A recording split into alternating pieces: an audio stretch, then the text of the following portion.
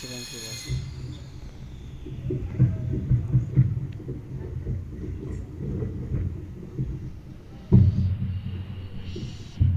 السلام علیکم ورحمۃ اللہ وبرکاتہ۔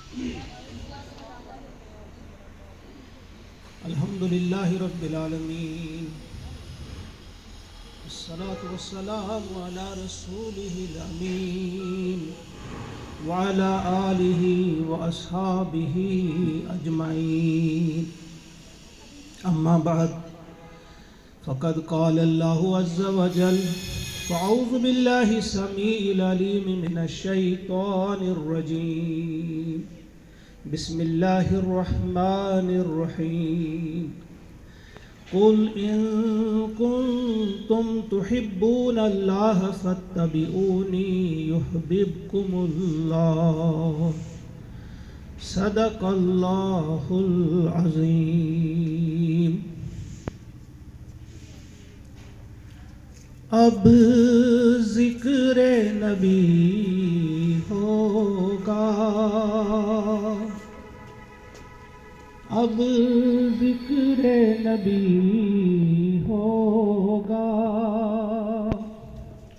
خاموش اے دیوانے،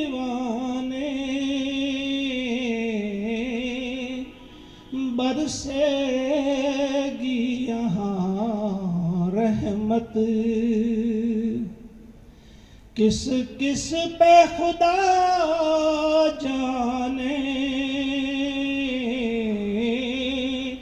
اب ذکر نبی ہوگا، صلی اللہ علیہ وآلہ وآصحابہ وسلم۔ محترم شہاب صاحب، ارشاد صاحب، منظور صاحب، پرنسپل جناب ویلی، ہمارے شاہ صاحب وغیرہ جتنے بھی یہاں ہیں، اور بزرگ حضرات، عزیز طلباء اور طالبات، بڑی خوشی ہوئی اس قسم کے پروگرامز کا اگر انعقاد کیا جائے یقیناً فائدہ ہوگا، اللہ کی محبت ہمیں حاصل ہوگی انشاءاللہ العزیز۔ حضور علیہ السلام سے محبت بڑھانا، محبت پیدا کرنا، آپ سے تعلق پیدا کرنا ایک ایسا عمل ہے جو انتہائی محبوب ہے اللہ کو۔ یہ جو آیت کریمہ کا ایک ٹکڑا میں نے پڑھا آپ کے سامنے، اللہ کا ارشاد ہوتا ہے، اے نبی صلی اللہ علیہ وسلم آپ ان سے کہہ دیجئے ان کنتم تحبون اللہ، کہ اگر تم اللہ سے محبت کرتے ہو یا اللہ سے محبت کا دعویٰ کرتے ہو، فاتبعونی تو میری اتباع کرو، میری پیروی کرو، یحببکم اللہ، اللہ تم سے محبت کرے گا۔ گویا اگر ہم سب چاہتے ہیں کہ اللہ ہم سے محبت کرے تو ہمیں آخری نبی، انتم مہارشی حضرت محمد صلی اللہ علیہ وسلم کو جاننا ہوگا، پہچاننا ہوگا، محبت ان سے کرنی ہوگی، اللہ کی محبت کے حقدار ہم بن جائیں گے۔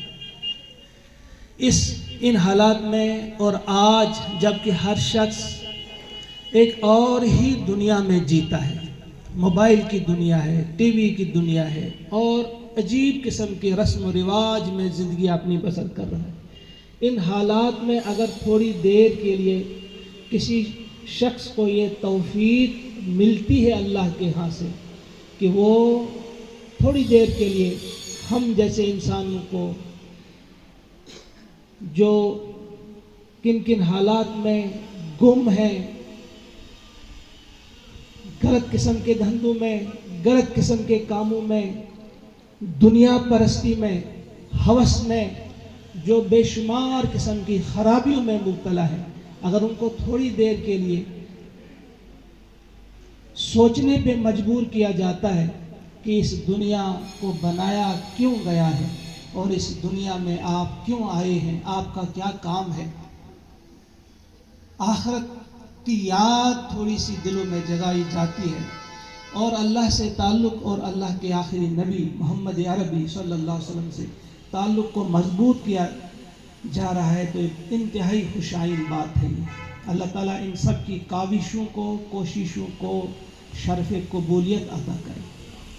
यकीनन इस वक्त बहुत ज़्यादा ज़रूरत है इस किस्म के प्रोग्राम्स की। इन बच्चों ने जो अभी नातें पढ़ी, मसरत हुई, दिल को सुकून मिला, राहत मिली कल्ब को। यकीनन आपके भी यही जज्बात होंगे। आपने महसूस किया होगा कि दुनिया के इस झंझट से अलग होकर एक रूहानी दुनिया में आप अभी तक ये लम्हात बसर कर रहे थे। इस वक्त एक बहुत बड़ा काम हमारा ये भी है कि आखिरी नबी का तारुफ लोगों के सामने किया जाए कि आप क्या चाहते हैं, आपकी क्या सूरत हाल थी, किस किस्म से कि मोहब्बत करते थे आप पूरी इंसानियत से। आपका दर्स जो है वो सिर्फ ये नहीं है कि आप नमाज, रोज़ा, हज, ज़कात ये अदा करो, ये तो है, लेकिन इसके साथ साथ जो आपका बड़ा अजीम दर्स है वो है दुनियाए इंसानियत से मोहब्बत करो बिला लिहाज मज़हब व मिल्लत। कोई हिंदू है, मुस्लिम है, सिख है, ईसाई है, बौद्ध है, जैन है, पारसी है, कोई भी है, या जो एथीस्ट हुआ करते हैं, जो खुदा को मानते ही नहीं, हर एक से मोहब्बत का दर्स दिया है आखिरी नबी ने, मोहम्मद अरबी सल्लल्लाहु अलैहि वसल्लम। आपने फरमाया है कि देखो इनमें कौन ज़रूरतमंद है, कोई यतीम है, कोई मिस्कीन है, बेबस है, बेसहारा है, बेआसरा है, उनकी ज़रूरतों को, उनकी हाजतों को पूरा करो। आपने इसका दर्स दिया, अपनी ज़िंदगी से भी दिया। मुझे याद आता है एक बच्चा है, यतीम बच्चा, और अपनी माँ को देखता है और माँ के कपड़ों की तरफ उसकी निगाह जाती है। उसका कुर्ता फटा हुआ था, उसके कपड़े फटे हुए थे, जिस्म झलक रहा था, जिस्म नज़र आ रहा था। आपकी आंखों में आंसू आ गए, उस बच्चे की आंखों में आंसू आ गए। माँ से कहा, अम्मा मैं अपने चचा से जाता हूँ, आपके लिए कपड़े मांगता हूँ, मुझे बर्दाश्त नहीं होता कि आपके जिस्म पे ये फटे पुराने कपड़े, आपका जिस्म झलक रहा है, मुझे इजाज़त दो। माँ ने कहा, देखो आपके चचा कपड़े नहीं देंगे, आप मायूस होकर लौटेंगे, बैठ जाओ। कहा नहीं, मुझे इजाज़त दो। वो जाता है, अपने चचा से कहता है कि मेरी माँ के कपड़े फटे हुए हैं, आप कुछ उनके लिए कोई चादर, कोई कपड़ा दो। उन्होंने कहा नहीं, मेरे पास नहीं है। दो टोक जवाब दिया कि मेरे पास नहीं। वापस आया, आंखों में आंसू हैं। माँ ने कहा कि देखो पहले ही मैंने कहा था कि मत जाओ। अब ये बच्चा कहता है कि मुझे इजाज़त दो कि मैं मोहम्मद के पास जाता हूँ, मोहम्मद अरबी सल्लल्लाहु अलैहि वसल्लम। माँ ने कहा, खबरदार ये बात मत सोचो, वो तुम्हारा दीन बदल देगा, तुम्हारा मजहब बदल देगा, वहाँ मत जाओ। इसने कहा, अम्मी जान मैं पहले ही उससे कहूँगा कि मैं दीन बदलने नहीं आया हूँ, अगर मदद करोगे तो ठीक, पहले ही मैं उसे बता दूंगा, मगर मुझे इजाज़त दो, मुझे बर्दाश्त नहीं होता कि आपके जिस्म पे फटे पुराने कपड़े। वो जाता है, जब वहाँ पहुँचा हुज़ूर अलैहिस्सलातु वस्सलाम की मजलिस में, हुज़ूर ने बुलाया, करीब बेटा आ जाओ आगे, बताओ कैसे आए। उन्होंने कहा, मैं अपना दीन बदलने नहीं आया हूँ। कहा नहीं, आपने किससे कहा, बताओ ना कैसे आए। कहा मेरी माँ का जिस्म झलक रहा है, कपड़े नहीं, फटा कुर्ता है, चाचा से मांगा था। अभी ये बोल ही रहा था कि मेरी माँ को कपड़ों की जरूरत है, तो आपने फौरन अपनी चादर उठाई। कहा जाओ बेटा, पहले अपनी माँ का पर्दा करके आओ, अपनी माँ के सर पर ये चादर रखो, जाओ।